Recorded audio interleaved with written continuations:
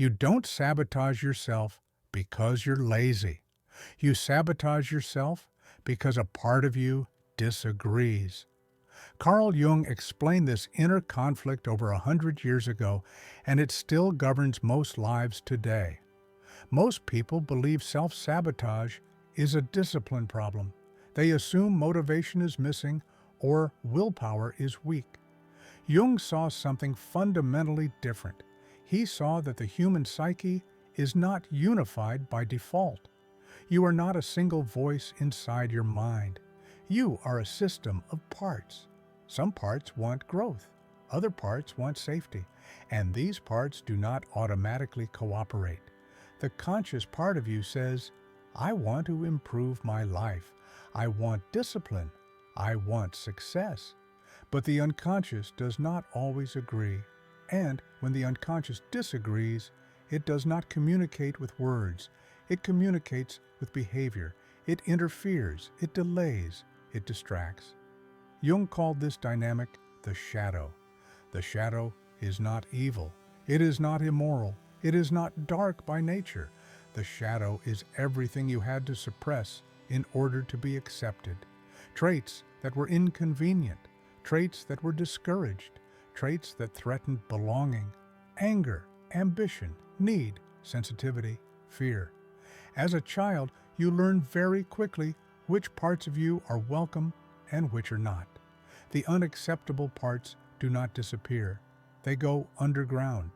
And whatever goes underground does not vanish. It becomes unconscious. Unconscious parts do not cooperate. They act indirectly. And this is where self-sabotage begins. Because the unconscious does not care about your plans. It cares about safety. It cares about identity. It cares about belonging. Imagine you decide to change your life. You start training. You structure your days. You take responsibility. At first, progress feels energizing, but then something subtle happens. As improvement becomes visible, you slow down. You delay the next step. You distract yourself. You avoid the real task. Jung would not call this failure. He would call it protection. Real change threatens identity.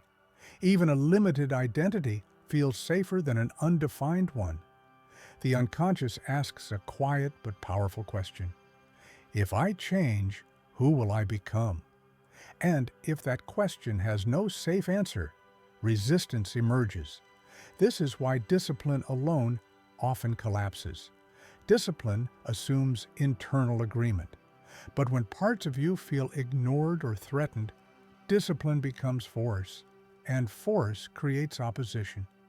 To understand this better, you need to recognize the most common forms self-sabotage takes in modern life. Procrastination. You delay the task not because you cannot do it, but because doing it would change how you see yourself. Perfectionism. You tell yourself you are aiming for quality, but the real function is protection. If it is never finished, it cannot be judged. Distraction. You escape into content and stimulation because silence would confront you. Self-attack. You call yourself weak or lazy, which creates a strange comfort. Because if you are bad, you do not have to risk becoming real. Jung would say these behaviors are symptoms. The deeper cause is division. This division is reinforced by the persona. The persona is the mask you wear to function in society. It is not fake. It is necessary. But when you over-identify with it, your real impulses move into the shadow. This creates tension. Outside, you look controlled. Inside, you feel resistance. This is also why certain people trigger you. Jung believed the shadow often appears through projection. What irritates you in others may be something you disowned in yourself. Projection is not failure. It is information. When you sabotage yourself, do not only look at the behavior.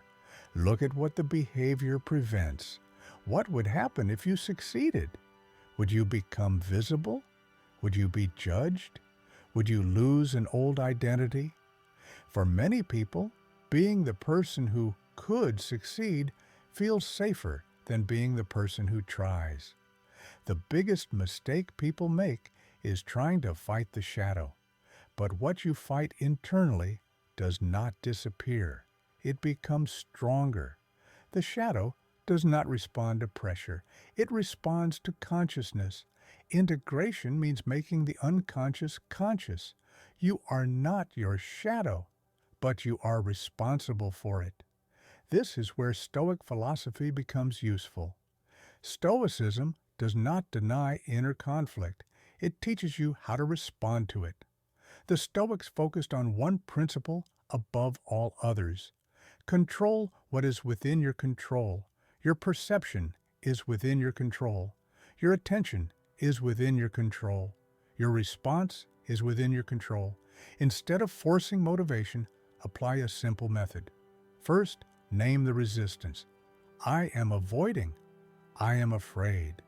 I am hesitating. Second, identify what it protects.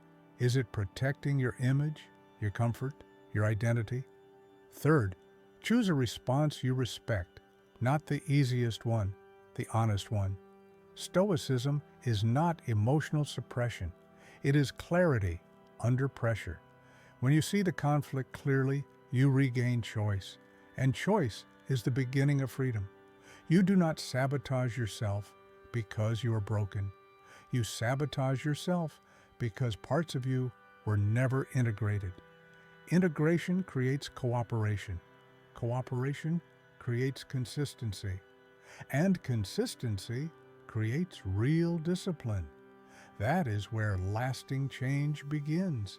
If this resonated with you, take a moment and sit with it. Not to agree, not to disagree, but to observe what it stirred in you. If you want more content like this, long form, precise, and focused on real inner change, you can follow this channel. New videos will go deeper into psychology, self-mastery, and the forces that quietly shape your decisions. Thanks for listening. I'll see you in the next one.